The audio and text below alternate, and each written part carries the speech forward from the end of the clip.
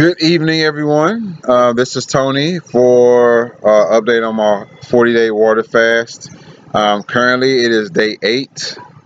Um, it's been a good day. It has been a day of. I've had a few cravings, especially when I made my kids lunch today.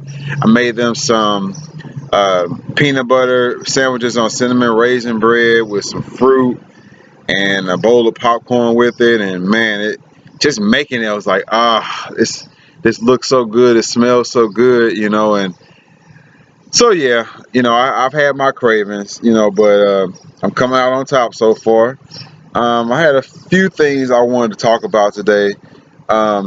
First of all, I was thinking earlier today about fasting in general, and for me, fasting is changing my view of food and eating.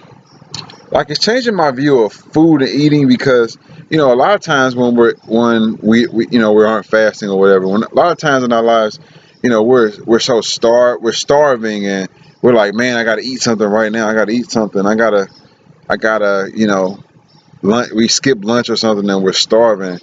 But while I'm fasting, I'm thinking to myself, well, during those times when I'm I'm ravaging for food, like, I don't have to eat. Like, I'm okay because look, I've gone 8 days without eating. So I can go about 4 or 5 hours until I get home to eat dinner.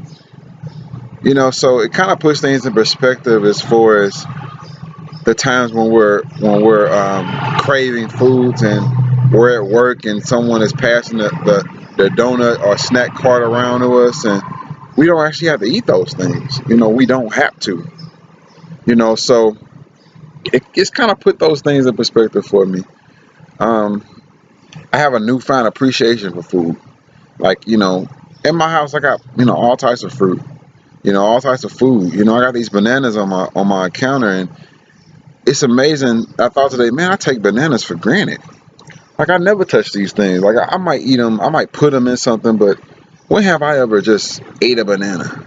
Like, it's there, but I never think anything about it. Until now I'm fasting. Now that banana looks like a bowl of ice cream. You know, so I don't know. It's just kind of put fasting. This fast has kind of put food in perspective for me. I have a newfound appreciation for food. So today I got a chance to go and volunteer for an event, speaking to high school students at Artworks in St. Louis, which was a lot of fun. I didn't think I was going to have that much fun doing it, but um, I had a good time just talking to them about life skills and what it takes for them to be successful and what success looks like, because success looks different to everyone.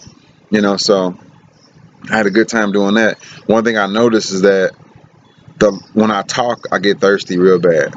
So I had to drink water. Every time I said something, I had to drink water after that. I'm gathering that it's from this fast that anytime I exert any kind of energy, whether it's talking or moving, I got to replenish that right away, or I just start being at a deficit. So that was something that it was kind of interesting today. Um, Another development from my fast is body odor.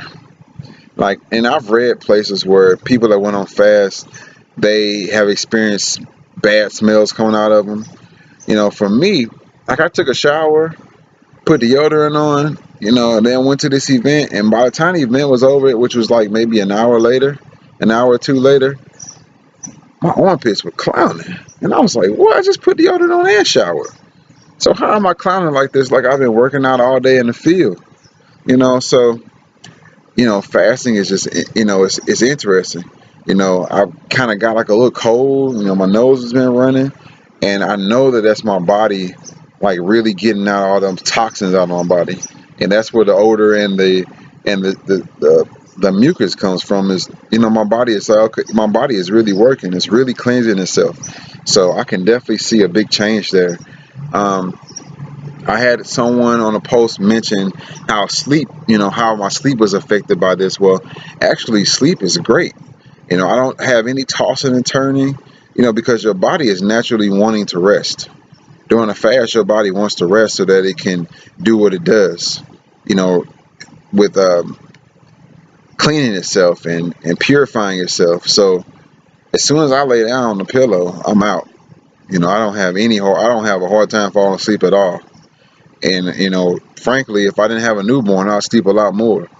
So, um, and another thing, man, I was thinking earlier today, just thinking about, spirituality and whatnot.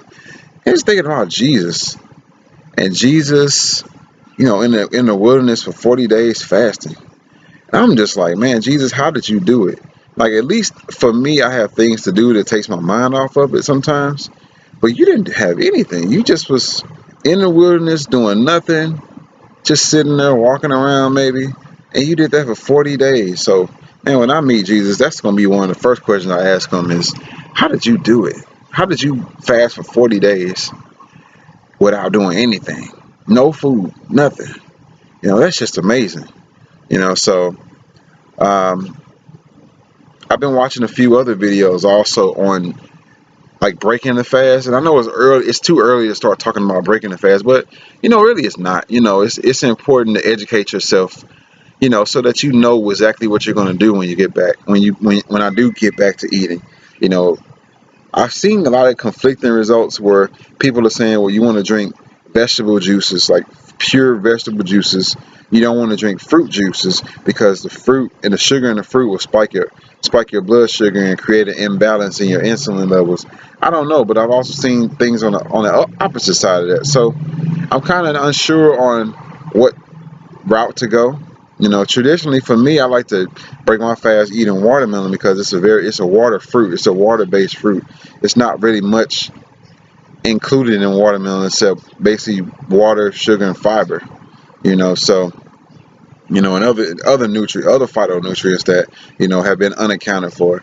So I'm kind of unsure about that, but I've been thinking about getting a juicer. I never had one before, so maybe you can maybe for all you all who watch this video, maybe you can give me some tips on what kind of juicer I should get. I've never had a juicer, so I want to get something good, but I don't want anything that's gonna put me in the poorhouse.